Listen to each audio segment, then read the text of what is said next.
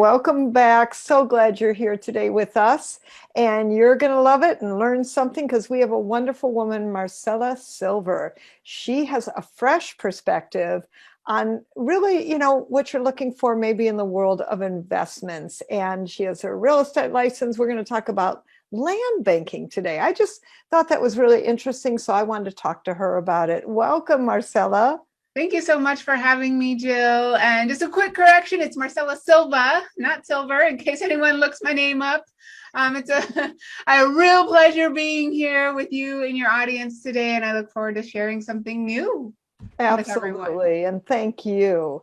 All right. So I know you didn't necessarily start out like, oh, I want to be a land banker. So let me just ask you, how'd you get into this? What's your story? Absolutely. No, I appreciate that. And yeah, you're right. No one grows up wishing they could become a land banker. What the heck is land banking to begin with? So I'm originally grew up in northern New Mexico, out in the middle of nowhere, and I actually grew up watching my parents invest in land.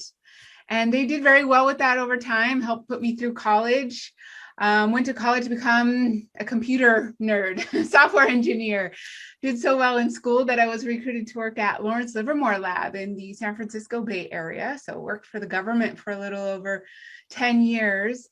And back in 2007, while I was working with them, they went through a major transition. As a result of that transition, they completely changed their benefit, including retirement. So at that time, I had an opportunity to decide, do I take my old 401k program and put it into the new 401k they were putting together, or do I do something else with it?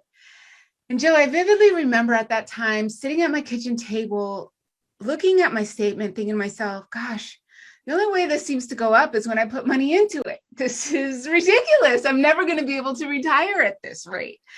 So I knew I had to do something different. I had to take control of my future financial abundance and decided that I really wanted to own something real, not just have my money in the market that was, I don't understand it. It seems like it could go up in smoke at any moment. I mean, one little news article could send it tumbling down. So I just didn't feel secure with that.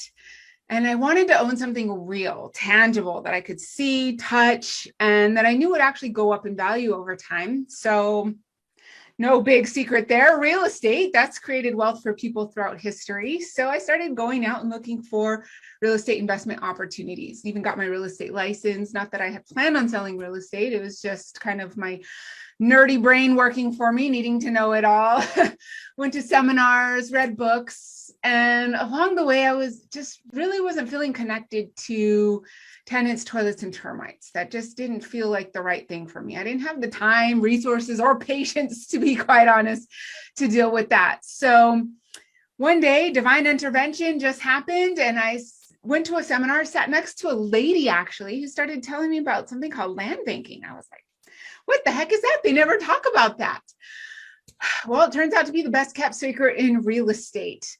I mean, if you think about it, land is used for everything. It is the fundamental asset that can never be replaced, will never go out of style, and will always be needed, even during pandemics and economic downturns. So I learned all about it, knew instantly it was one of those gut feelings, let my gut lead me, and invested my very first property using my old 401k, turned into a self-directed IRA.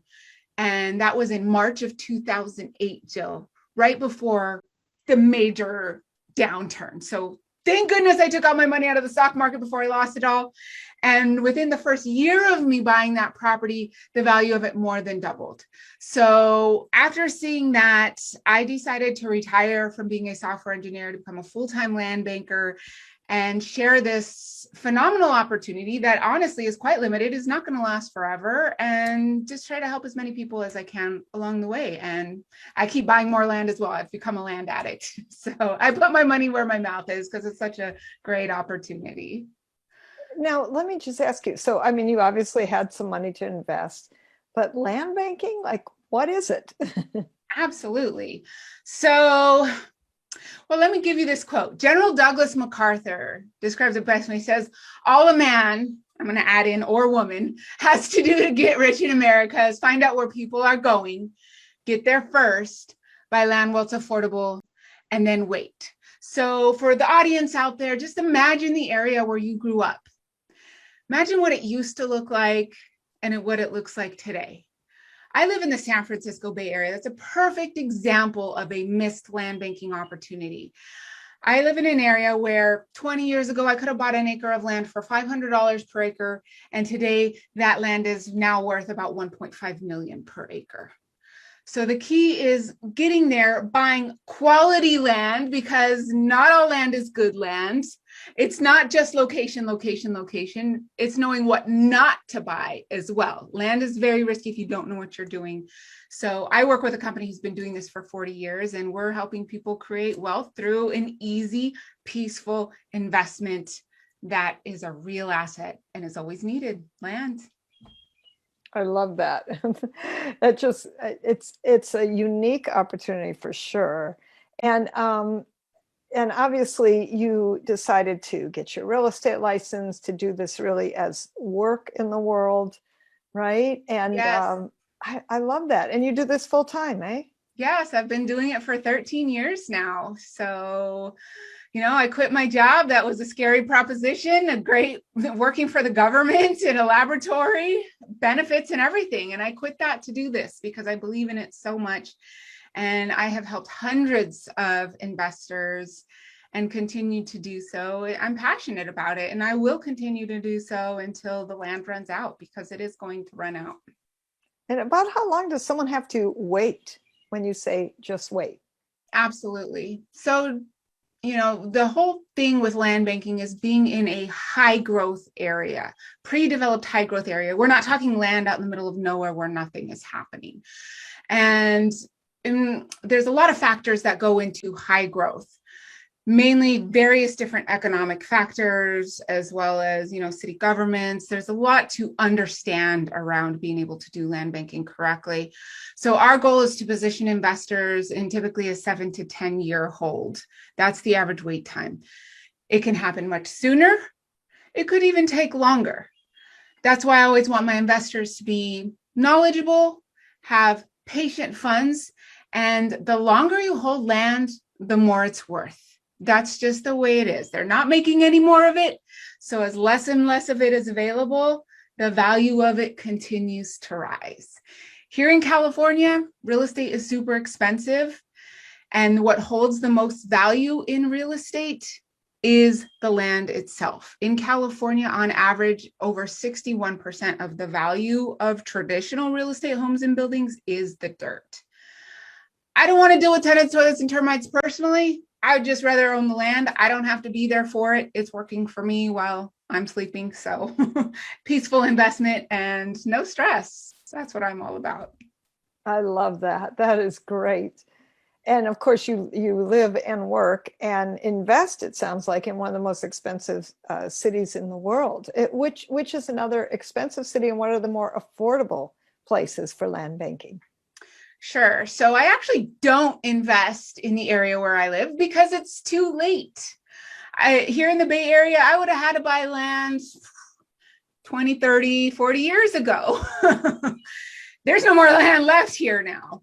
And I know people who've done very well doing land banking in the Bay Area, but unfortunately, that's no longer the case. We exclusively invest in a very limited area in Southern California, based off of, again, various different economic trends. Where is land available? Where is population going? Where is infrastructure being put in?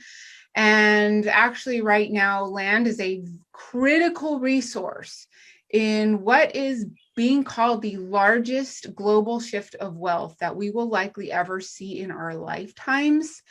And that shift is the result of climate change and sustainability on our planet and future generations. So it's really, being in integrity with my soul, knowing that I'm a part of the sustainability of the future of our beautiful earth.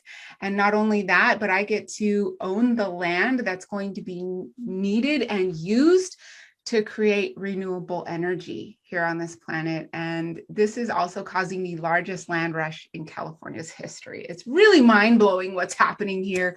Not a lot of people know it. Everyone's going to be affected by it. And it's the opportunity to own energy real estate. Wow, that is really unique. And I look forward to talking to you even more about this. But I'm sure other people would love to know more about this too. Marcella, is there a way you can share a link or something that people can get connected to you? Absolutely. Just go to my website, dirtisgold.com, just as it sounds, dirtisgold.com. You can sign up on there to hear about our upcoming webinars so you can learn all about it and see if it's the right opportunity for you. And I'm happy to speak to anybody and see how I might be able to support them. I love that. Dirt is gold. That's a good tagline as a publicity person. It's memorable. I love it. I love it. Awesome. I was lucky to get that website. And thank you. Thank you so much for sharing today with us and for being my guest. Love what you said, and I'm sure it'll be inspiring for many. We just talked to Sharon Lechter just a bit ago. You probably know who she is, right?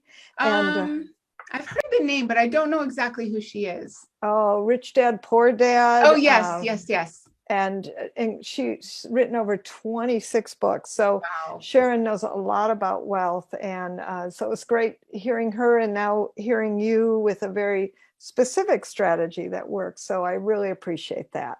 Oh, absolutely. My pleasure, Jill. Thank you so much for having me here today. I admire you and all the work that you do out in the world, and just keep on being you and doing the great work that you do.